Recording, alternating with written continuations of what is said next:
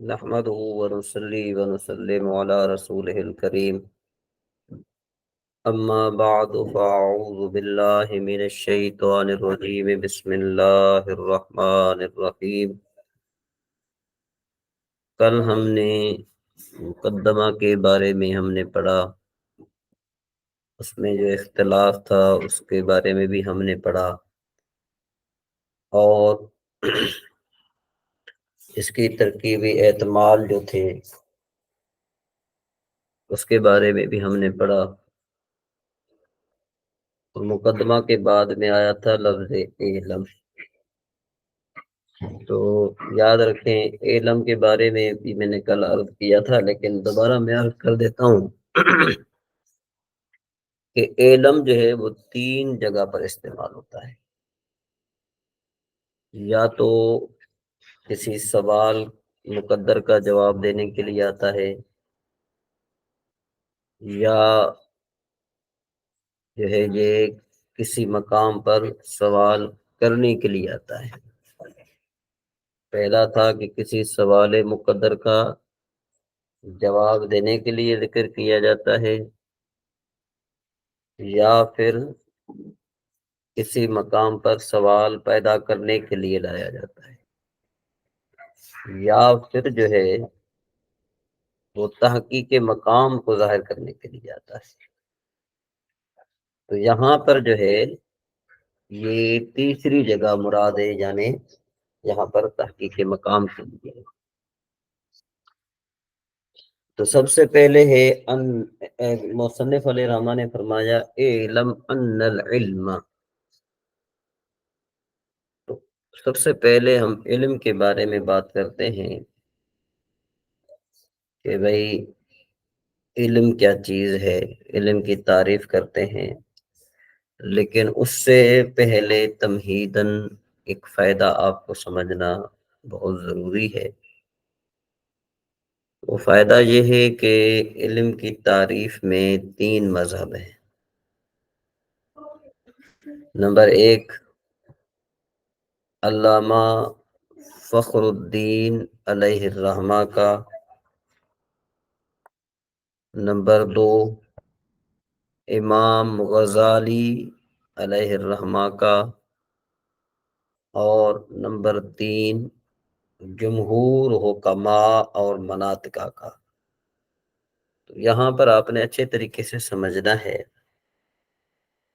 کہ علامہ فخر الدین رازی رحمۃ اللہ تعالی علیہ کے ہاں علم جو ہے نا وہ بدیہی چیز ہے، وہ بدیہی ہے۔ اور بدیہی کے بارے میں ایک قاعدہ مشہور ہے کہ والبدیہی لا یحتاج الی التعریف، کہ بدیہی جو چیز ہوتی ہے وہ تعریف کی محتاج نہیں ہوتی۔ تو لہٰذا علامہ فخر الدین رازی رحمہ اللہ کے ہاں علم چونکہ بدیہی ہے، ان کا موقف ہے کہ علم بدیہی ہے، لہذا وہ محتاج تعریف نہیں ہے۔ امام غزالی رحمہ اللہ فرماتے ہیں کہ علم ایک نظری چیز ہے۔ علم کیا ہے؟ ایک نظری چیز ہے۔ جب علم نظری چیز ہے تو اس میں 2 چیزیں ہیں، یا تو وہ ممکن التعریف ہوگا، یا ممکن التعریف نہیں بلکہ متعثر التعریف ہوگا۔ اب دوبارہ سمجھے، امام غزالی رحمہ اللہ کا موقف ہے کہ علم نظری چیز ہے۔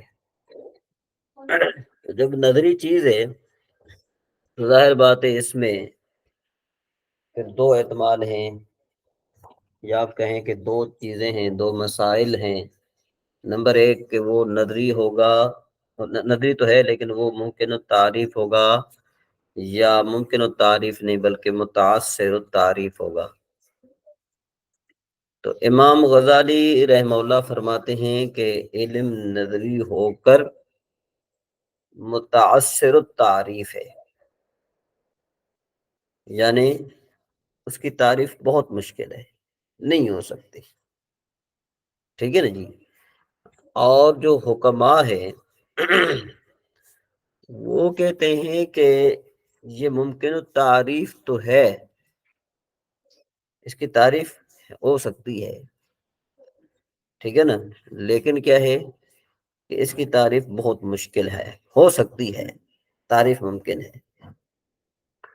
تو جب آپ نے یہ اختلاف سمجھ لیا تو اب آپ کے ذہن میں شاید یہ بات ایک پیدا ہو گئی کہ بھئی جن کے ہاں تعریف جو ہے متاثر ہے، یعنی امام غزالی علیہ الرحمہ کے ہاں چونکہ علم کی تعریف جو ہے وہ ممکن نہیں ہے، متاثر ہے، تو جب متاثر ہے تو پھر علم کی تعریف کیا بنے گی؟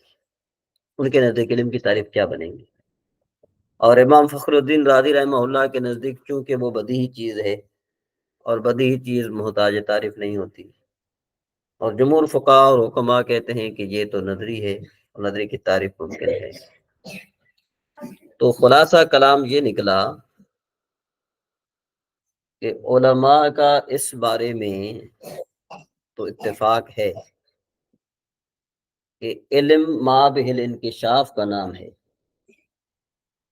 علم ما بہل انکشاف کا نام ہے، یعنی جس شے کے ساتھ ذات، جس کے ساتھ ذہنی تاریکی ختم ہو جائے، جس چیز کے ساتھ کیا ختم ہو جائے؟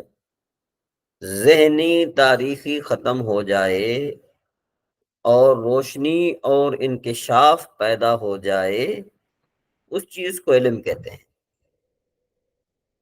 سمجھ میں آئی بات؟ جس چیز کے ساتھ ذہنی تاریکی ختم ہو جائے اور انکشاف پیدا ہو جائے، روشنی پیدا ہو جائے، اس کو علم کہتے ہیں۔ یہ سب مانتے ہیں، امام فخر الدین رازی رحمہ اللہ بھی یہی کہتے ہیں، اور امام غزالی رحمہ اللہ بھی یہ فرماتے ہیں، اور جمہور حکماء اور مناطقہ کا بھی یہی موقف ہے، سب کا موقف یہی ہے۔ تو پھر اختلاف کس چیز میں ہے بھائی؟ جب سب کا موقف یہ ہے کہ علم نام ما بہل انکشاف کا، تو پھر اختلاف کس چیز میں؟ کہ جی اختلاف اس کے مصداق میں ہے کہ وہ کیا چیز ہے جس کی وجہ سے انکشاف پیدا ہوتا ہے، جس کی وجہ سے انکشاف پیدا ہوتا ہے، وہ چیز کیا ہے؟ اور عالم اور معلوم کے درمیان میں جو پردہ حائل تھا وہ ختم جب ہو جاتا ہے تو وہ کس چیز کے ساتھ ہوتا ہے؟ ٹھیک ہے جی، اب اس میں اختلاف ہے۔ کچھ نے سمجھا کہ بھئی اس کا انکشاف جو ہے نا، یہ جو انکشاف ہوتا ہے، یعنی یہ جو پردہ ہٹتا ہے، یہ انکشاف کی وجہ حصول ہے۔ تو انہوں نے علم کی تعریف کی حصول صورت الشیء فی العقل، کہ جو چیز حاصل ہو، یعنی جس شے کی صورت حاصل ہو، شے کی صورت کا حاصل ہونا عقل میں، حاصل ہونا، حصول، یہ مصدر ہے، یہ چیز ہے، سمجھ آئی بات؟ یہ چیز مصدر ہے۔ اور کچھ نے سمجھا کہ انکشاف کی وجہ صورت حاصلہ ہے، تو انہوں نے کہا کہ بھئی جو صورت حاصلہ ہے نا، صورت حاصلہ، الصورت حاصلۃ من شیء عند العقل، کہ جو صورت حاصل ہونے والی ہے، جو ذہن میں جو صورت حاصل ہونے والی ہے نا، اس کا نام علم ہے۔ پہلوں نے مراد لیا حصول صورت الشیء، انہوں نے مصدر مراد لیا۔ دوسروں نے مراد لیا صورت حاصلہ کہ وہ جو صورت ذہن میں جا رہی ہے اس کو کیا کہتے ہیں؟ اس کو علم کہتے ہیں۔ کچھ نے کہا کہ بھئی یہ جو حضور و منشا، سمجھے بات، حضور و منشا کو یعنی جو علم جو حاصل ہوتا ہے، سمجھے بات، تو وہ کہتے ہیں کہ عقل کا قبول کرنا ہے۔ عقل کا کیا کرنا ہے؟ قبول کرنا ہے۔ یا آپ یوں بھی کہہ سکتے ہیں کہ بھئی یہ جو جمہور متکلمین ہے نا، جمہور متکلمین یہ کہتے ہیں کہ بھئی انکشاف کی وجہ نہ تو حصول ہے، جو صورت کا حاصل ہونا ہے یہ بھی نہیں ہے، اور نہ وہ صورت حاصلہ ہے۔ ٹھیک ہے جی؟ تو بعد نے تو کہا تھا نا کہ بھئی جس کو نفس قبول کرے، جس کو نفس قبول کرے، تیسرا مذہب میں نے یہ بیان کیا۔ اب چوتھا مذہب جو ہے وہ یہ کہتے ہیں کہ نہ تو وہ صورت کا حاصل ہونا یعنی حصول صورت شیء ہے، مصدر بھی مراد نہیں لیتے، مصدری معنی بھی مراد نہیں لیتے، اور وہ صورت حاصلہ وہ بھی مراد نہیں لیتے، اور جو ہے نا کیا ہے کہ نہ ہی جو ہے نا کیا ہے کہ یہ مراد لیتے ہیں کہ بھئی جس کو نفس قبول کرے۔ تو یہ تین چیز، تو لہذا جو متکلمین ہیں وہ یہ کہتے ہیں کہ عالم اور معلوم کے درمیان جو نسبت ہے نا، اس کو کیا کہتے ہیں؟ اس کو علم کہتے ہیں۔ اب آپ دوبارہ سمجھیں گے تو آپ کے لیے آسانی پیدا ہو جائے گی۔ سب سے پہلی بات تو یہ ہے، کسی نے کہا کہ بھئی جو صورت کا حاصل ہونا ہے نا عقل میں، یہ علم ہے، نمبر ایک۔ نمبر دو، صورت حاصلہ، جو صورت حاصل ہونے والی ہے، وہ جو ہے نا کیا ہے کہ یہ علم ہے۔ اور تیسرے نے کہا کہ نہیں، جو مدرک کے پاس ہے، جو عقل کے پاس ہے، وہ چیز ہے۔ اور چوتھا مذہب یہ انہوں نے بیان کیا کہ جس صورت کو نفس قبول کرے وہ چیز ہے، وہ چیز کیا ہے؟ وہ علم ہے۔ اور کچھ نے جو ہے نا یہ کہا، جو آخری ہیں، وہ جو کہتے ہیں کہ بھئی عالم اور معلوم کے درمیان جو نسبت ہے اس کو کہا جاتا ہے، علم کہا جاتا ہے۔ تو خلاصہ کلام کا یہ نکلا کہ اس بات میں تو سب کا اتفاق ہے کہ علم ما بہل انکشاف کا نام ہے، لیکن اختلاف اس کے مصداق میں ہے کہ وہ کیا ہے۔ تو علم کی تعریف میں حکماء کے اختلاف کی وجہ یہ ہے کہ اللہ تعالیٰ نے انسان کو جو دماغ دیا ہے نا، یہ بھی ایک آئینہ ہے۔ ہاں، فرق صرف یہ ہے کہ آئینے میں محسوس مصر چیزیں آ سکتی ہیں، جس کی طرف آئینہ کر دو اس کی شکل اس میں آ جائے گی، لیکن غیر محسوس دکھائی دینے والی چیزوں کی صورتیں اس میں نہیں آ سکتی۔ اب جس طرح عشق و محبت، دشمنی، بغض وغیرہ ہیں۔ تو بہرحال یہ تو جو ہے نا وہ بات تھی کہ جو میں نے آپ کو بتائی، تو یہ آئینہ اور دماغ میں یہ فرق ہے۔ تو بہرحال خلاصہ کلام کا یہ نکلا کہ جو علم کی تعریف ہے، یعنی علم کس کو کہتے ہیں؟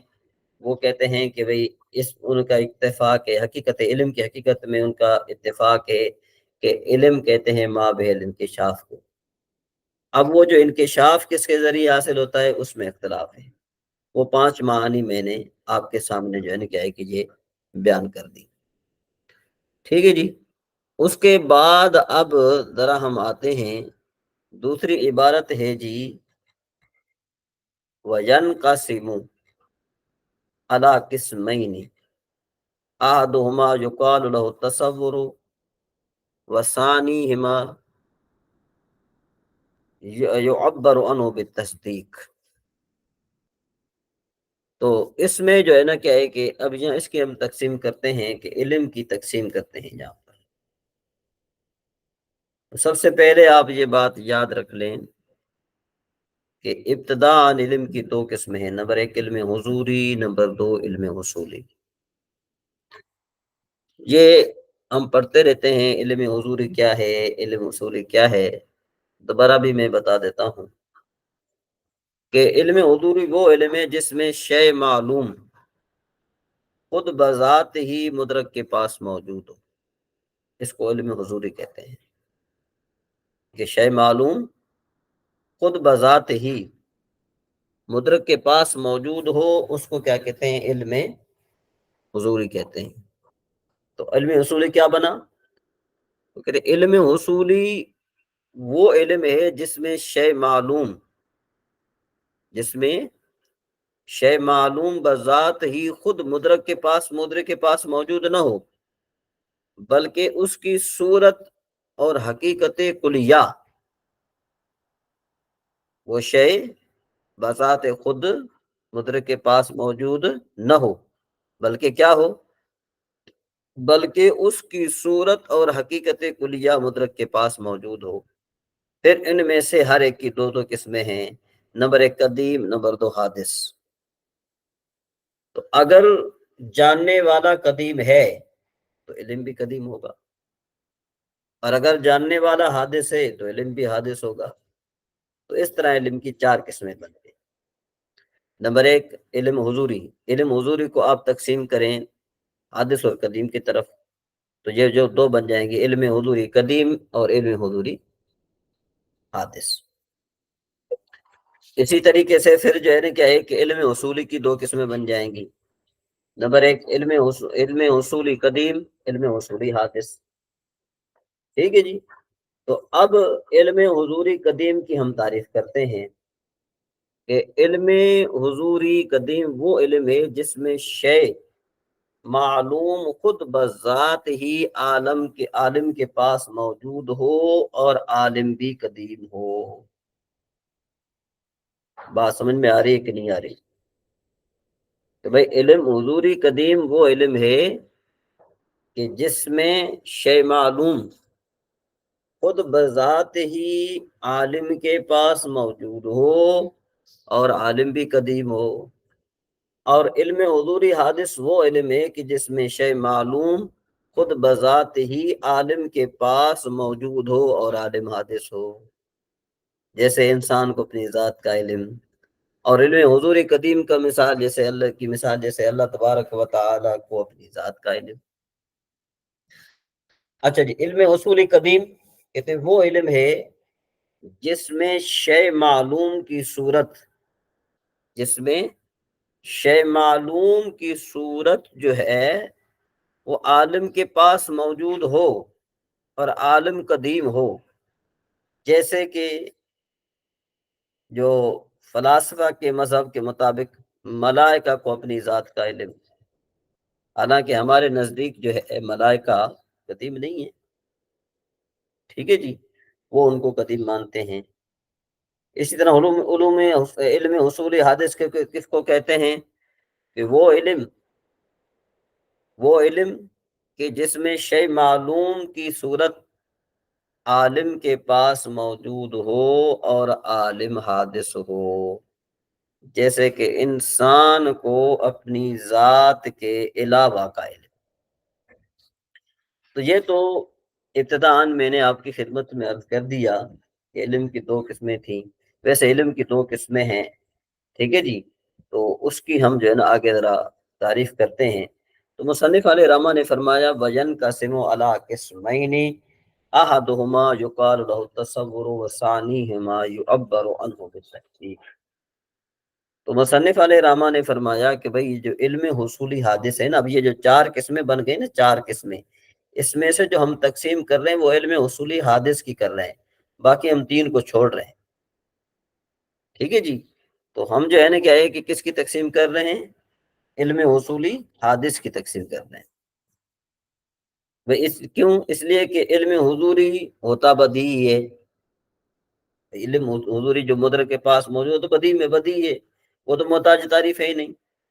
اور علم قدیم بھی صفت کسب سے متصف نہیں ہو سکتا، علم قدیم صفت کسب سے اس کو حاصل نہیں کیا جا سکتا، ٹھیک ہے جی۔ الغرض علم حضوری حادث کی جو 2 قسمیں ہیں نا، نمبر 1 تصور اور تصدیق۔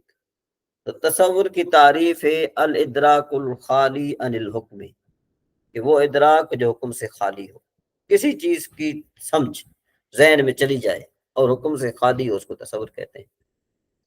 اور تصدیق اس کو کہتے ہیں کہ جو ادراک جس میں حکم پایا جائے۔ ٹھیک ہے جی، تو اس صورت میں اب ایک بات آپ یاد رکھ لیں، تو اس طرح علم کی جو ہے نا وہ 16 اقسام بنتی ہیں، تو جن کا اجمال اور خلاصہ میں آپ کو یہ بتاتا ہوں کہ بھئی دو قسمیں ہیں تصور اور تصدیق کی۔ کس طرح؟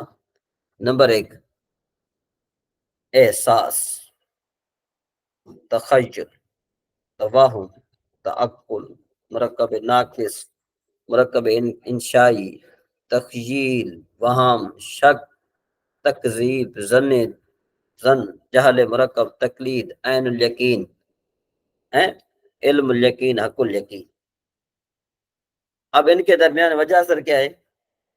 ان کے درمیان وجہ اثر یہ ہے کہ معلوم چیز دو حال سے خالی نہیں، یا تو وہ مفرد ہوگی یا وہ مرکب ہوگی۔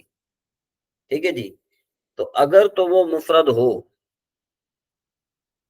ٹھیک ہے جی، پھر دو حال سے خالی نہیں، یا تو وہ کلی ہوگی یا جزئی ہوگی، اگر جزئی ہو تو پھر دو حال سے خالی نہیں، محسوس مبصر کی ہوگی یا معقولی ہوگی، اگر جزئی محسوس مبصر ہوگی تو پھر دو حال سے خالی نہیں۔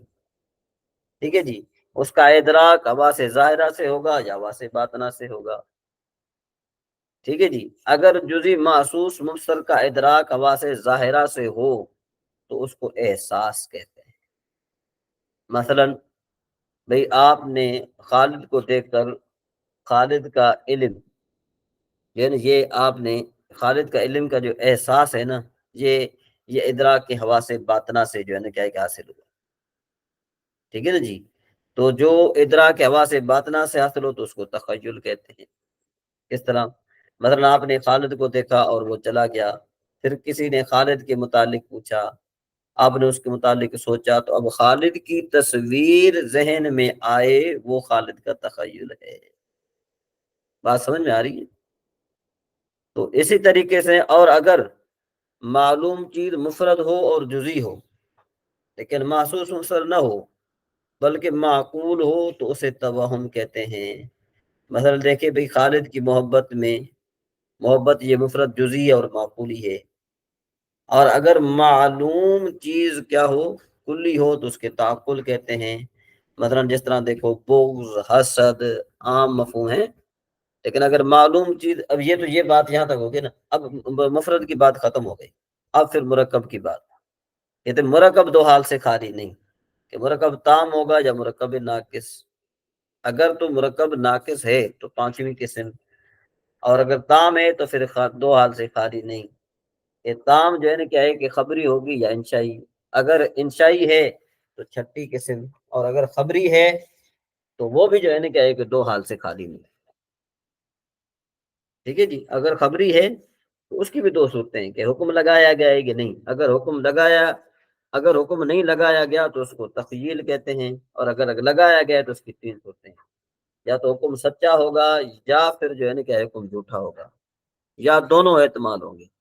اگر تو حکم جھوٹا ہو تو اس کو تکذیب کہتے ہیں، اگر دونوں احتمال ہوں تو پھر دو صورتیں ہیں، کہ دونوں احتمال برابر ہیں یا ان میں سے ایک جانب راجح ہے اور ایک جانب مرجوح۔ اگر دونوں احتمال ہوں برابر تو اس کو شک کہتے ہیں، لیکن اگر ایک جانب راجح ہو اور دوسری جانب مرجوح ہو تو جانب راجح کو ظن اور جانب مرجوح کو وہم کہتے ہیں۔ اور اگر حکم سچا ہے تو پھر دو حال سے خالی نہیں ہوتا۔ ٹھیک ہے جی، اگر حکم سچا ہے تو پھر دو صورتیں ہیں، کہ حکم واقع کے مطابق ہوگا یا نہیں، اگر واقع کے مطابق نہیں تو جہل مرکب، اور اگر وہ واقع کے مطابق ہے تو پھر جزم دو حال سے خالی نہیں، کہ بھئی تشکیک مشکک سے زائل ہوگا یا نہیں، اگر تشکیک مشکک سے زائل ہو تو اس کو تقلید کہتے ہیں۔ ٹھیک ہے جی، اور اگر جو ہے نا کیا ہے کہ زائل ہوگا یا نہیں، اگر ہوگا تو اس کو کیا کہتے ہیں؟ تقلید کہتے ہیں، اور اگر نہ ہو تو اس کو یقین اذعان کہتے ہیں۔ پھر یقین کی تین صورتیں ہیں، یا تو مشاہدے سے ہوگا، یا جاننے سے ہوگا، یا تجربے سے ہوگا۔ اگر مشاہدے سے ہو تو اس کو عین الیقین کہتے ہیں، اگر جاننے سے معلوم ہو تو اس کو علم الیقین کہتے ہیں، اور اگر تجربے سے معلوم ہو تو اس کو حق الیقین کہتے ہیں۔ تو بہرحال کہنے کا مطلب یہ ہے کہ بھائی یہ جو علم ہے، علم کے بارے میں بہت ساری یہ باتیں ہیں کہ بھائی علم کی جو 16 اقسام بنتی ہیں وہ میں نے آپ کے سامنے بیان کر دی، ٹھیک ہے جی۔ اس کے بعد جو ہے نا کیا ہے کہ ہم ذرا آگے چلتے ہیں کہ اس میں جو اختلاف ہے نا اس کی طرف ہم چلتے ہیں۔ وہ اما تصدیق سے انشاءاللہ تبارک و تعالی ہم بعد میں بات کریں گے۔ اب یہ جو ہے نا یہاں تک آپ کا سبق میرے خیال میں کافی ہو گیا ہے۔ انشاءاللہ تبارک و تعالی مزید ہم جو ہے نا کل انشاءاللہ پڑھیں گے سبق۔ یہاں تک جو ہے نا آپ اپنی تیاری کلی کر لیجئے گا، انشاءاللہ مزید ہماری ملاقات پھر کل ہوگی۔ وآخر دعوانا ان الحمدللہ رب العالمین۔